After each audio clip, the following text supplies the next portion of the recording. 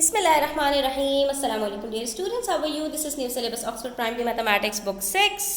Chapter number 2 angles in geometric figures का हमारा review questions चल रहे हैं और आज पेज नंबर 34 के ऊपर हम पार्ट ई सॉल्व करेंगे। तो वीडियो में तक जरूर देखिएगा, अच्छी लगे तो लाइक कमेंट शेयर कीजिएगा।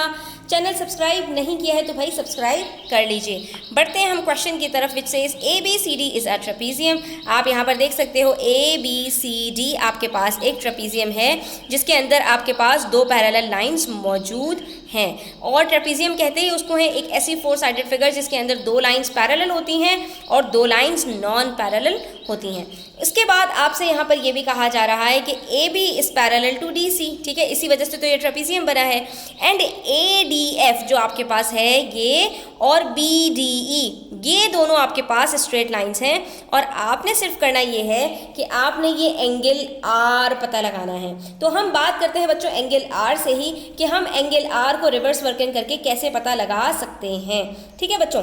तो अब यहाँ पर बच्चों अगर आप गौर से देखोगे तो आपके पास ये एक अदर ट्रायंगल बन रहा है, ठीक है बच्चों।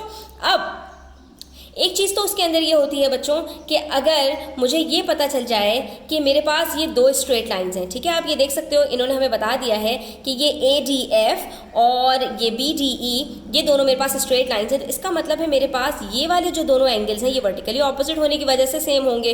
इसी तरह से ये दोनों जो एंगल्स हैं ये भी मेरे पास सेम होंगे।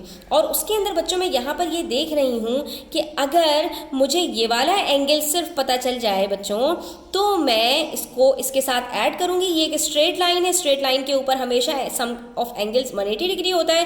तो इन दोनों को ऐड करके 180 में से सब्ट्रैक्ट करूंगी, एंगल आर मुझे खुद ब खुद बड़ी आसानी से पता चल जाएगा, ठीक है।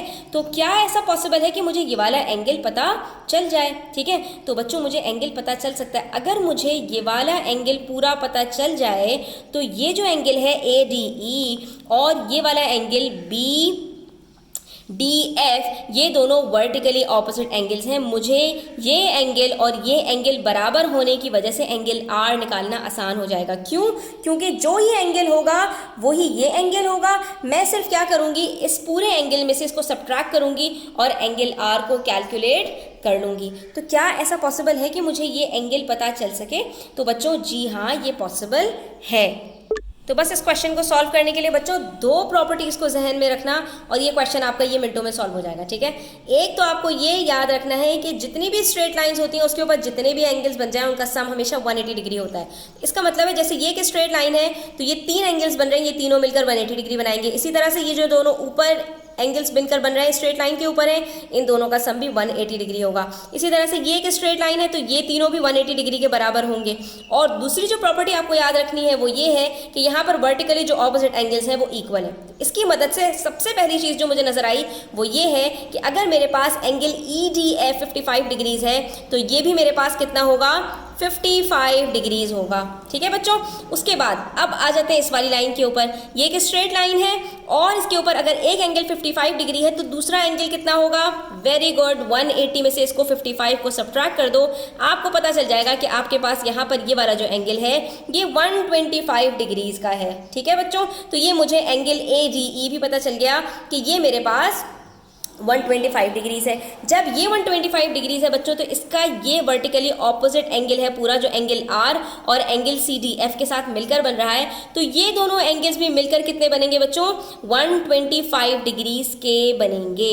जिसमें से बच्चों ये वाला एंगल कितना है और ये वाला एंगल कितना है, अब ये चीज़ हमें पता लगानी है, ठीक है। तो अब ये कैसे हम पता लगा सकते हैं, तो इसके लिए हम ट्रेपीजियम की वो प्रॉपर्टी यूज़ करेंगे कि ट्रेपीजियम के जो दो पैरेलल साइड्स होती हैं इनके बीच में बनने वाले एंगल्स का सम भी 180 डिग्री के बराबर होता है। तो अगर आप गौर से देखें ये दोनों हमारे पास पैरेलल लाइंस हैं तो इसका मतलब है ये 56 डिग्रीज, ये 55 डिग्रीज और ये एंगल आर मिलके 180 डिग्रीज बनाएंगे।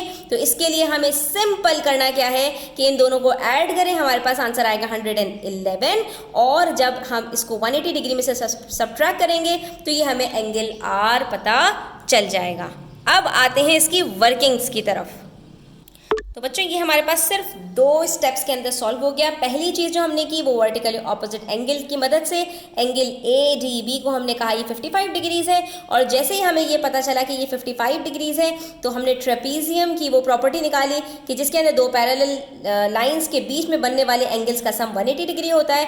तो हमने कहा कि भाई ये एंगल R क्योंकि इन 3 के साथ मिलकर 180 डिग्री के बराबर है, जिसमें से 2 एंगल्स पता हैं, तो इन दोनों को 180 में से सब्ट्रैक्ट कर दो, एंगल R पता चल जाएगा कि वो 69 डिग्रीज है। ठीक है बच्चों, तो एक बार फिर से देख लो कि हमने किया क्या इसके अंदर। हमने कहा हमें एंगल R पता लगाना है, तो हम एंगल R के लिए रिवर्स वर्किंग कैसे कर सकते हैं कि हम एंगल R के साथ जो एडजेसेंट एंगल है ये पता लगा लें। और ये हम कैसे पता लगा सकते हैं, ये किसी का वर्टिकली ऑपोजिट एंगल है तो हमने उसकी मदद से इसको पता लगाया। जैसे ही ये हमें पता चला तो हमने इन दोनों को ऐड किया और 180 में से सब्ट्रैक्ट कर लिया, हमें एंगल R पता चल गया। सिर्फ 2 स्टेप्स में हमने इसको बड़ी आसानी से सॉल्व कर लिया। आई होप स्टूडेंट्स आपको ये क्लियर हो गया होगा। स्टिल कोई क्वेश्चंस हो, क्वेरीज हो, कमेंट सेक्शन में आप पूछ सकते हैं। Thanks for watching the video till the end. Take care. अल्लाह हाफिज़।